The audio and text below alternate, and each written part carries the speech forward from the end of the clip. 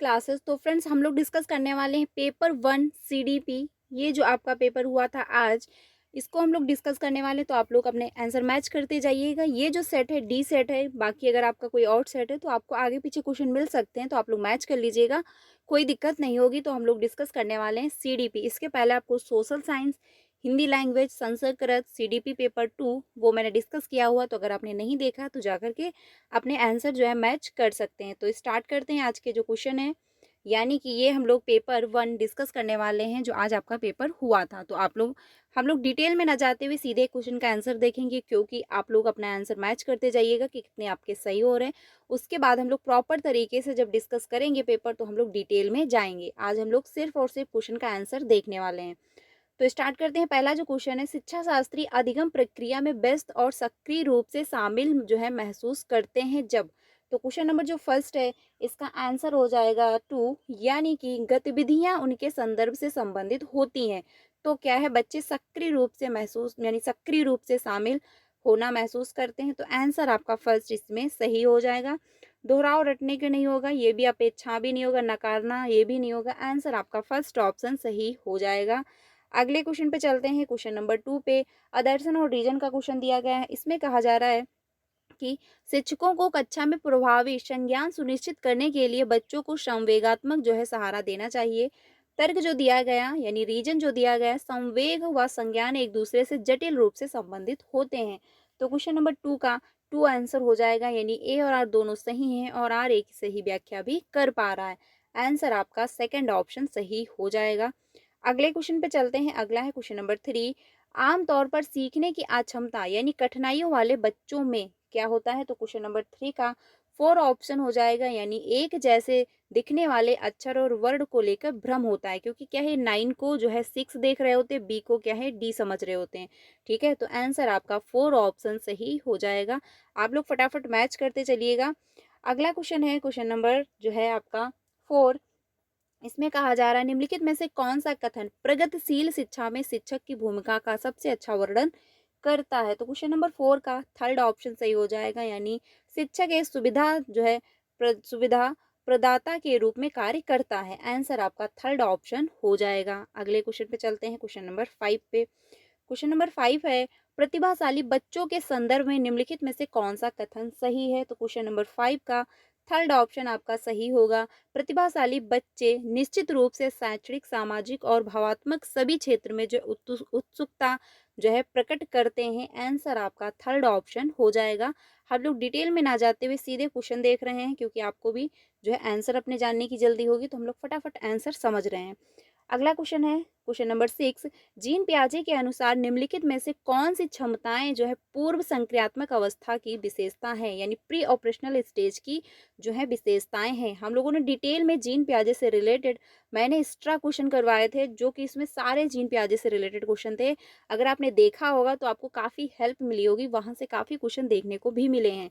तो अगर आपने ज्वाइन किया होगा तो आपको काफ़ी मदद मिली होगी वहाँ से।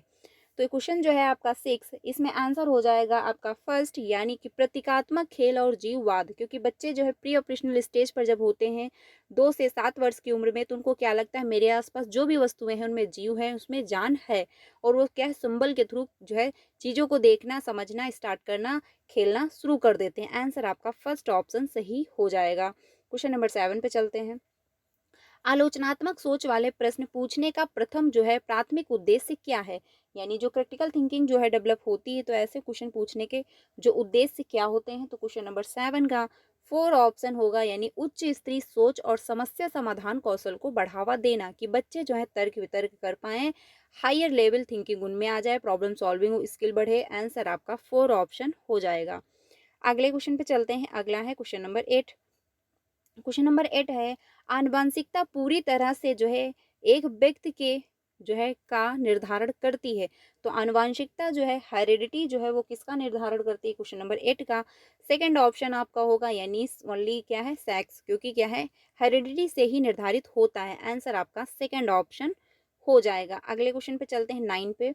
9 है, बच्चों की लंबाई और वजन में वृद्धि किसका उदाहरण है। तो बच्चों में लंबाई और वजन जो होता है उसमें वृद्धि होती है, उसकी किसका उदाहरण है। आंसर आपका होगा मात्रात्मक परिवर्तन। ठीक है, आंसर आपका सेकंड ऑप्शन सही हो जाएगा। अगले क्वेश्चन पे चलते हैं 10 पे। 10 है लेव वाइगोस्की के अनुसार बच्चे अपने स्वयं के व्यवहार को किस प्रकार नियमित करते हैं।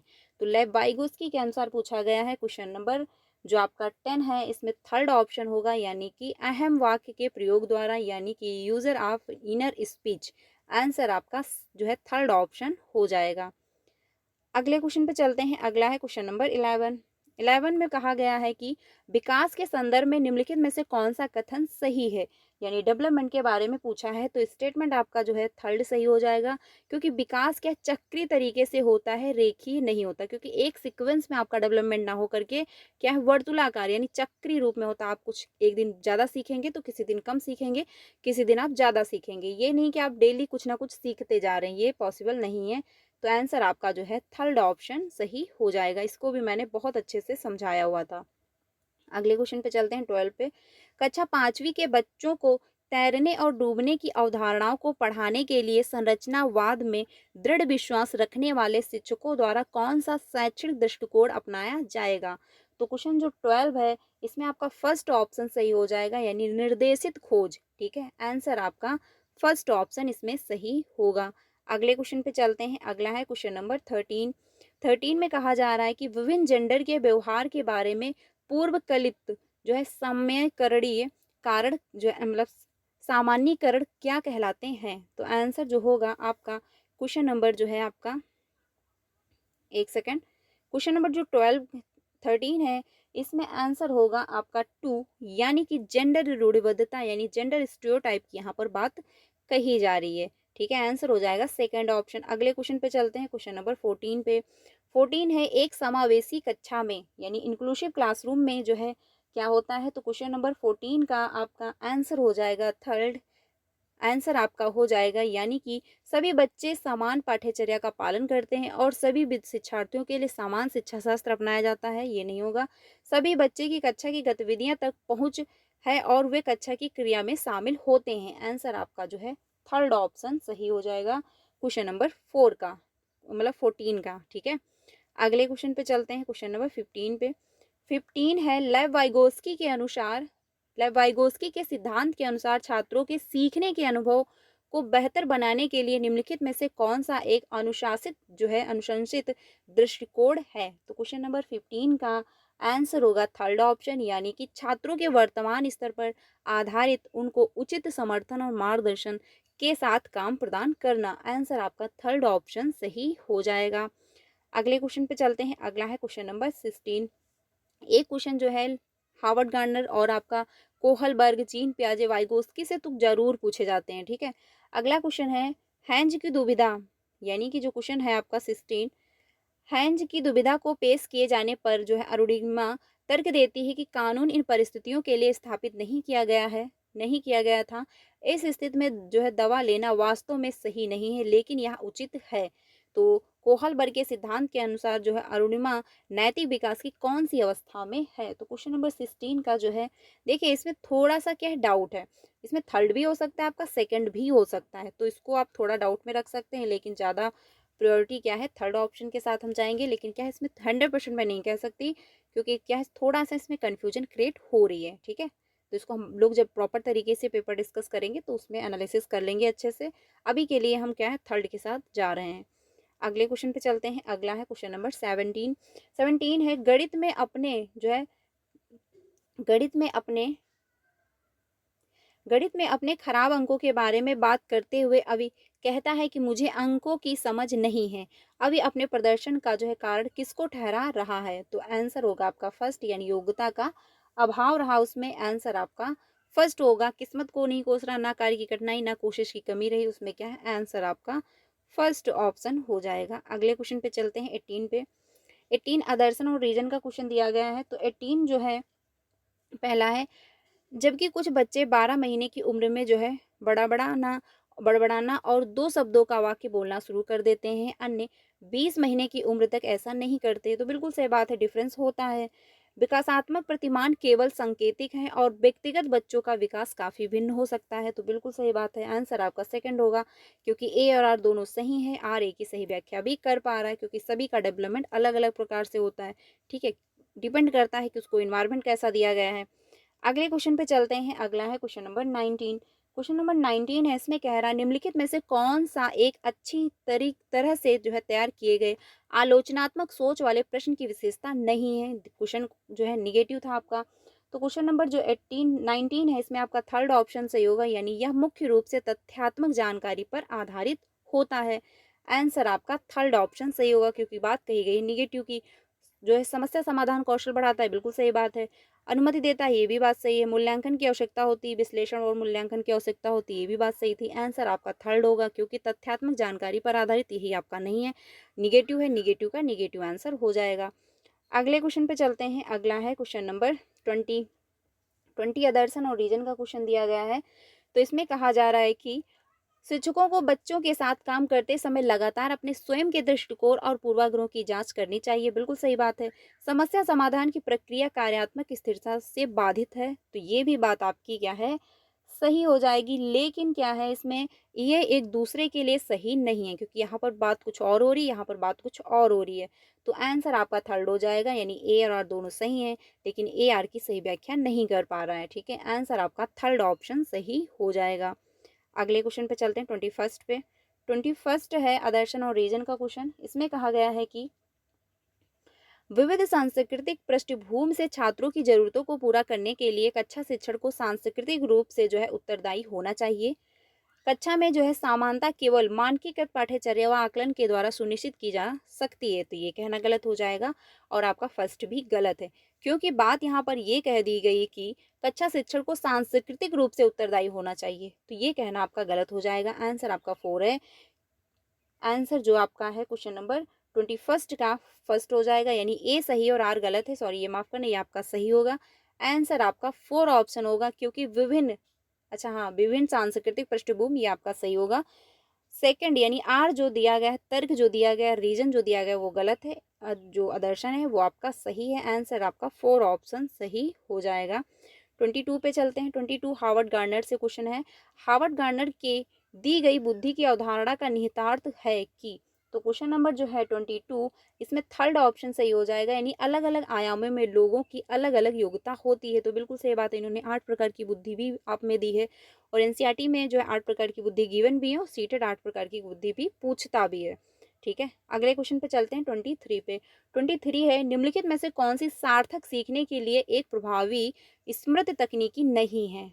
तो क्वेश्चन जो है निगेटिव पूछा है। क्वेश्चन नंबर 23 का आंसर हो जाएगा 2, यानी रटने व दोहराओ, यही आपका नहीं होगा, बाकी क्या है सही है। आंसर आपका सेकंड ऑप्शन हो जाएगा। 24 पे चलते हैं।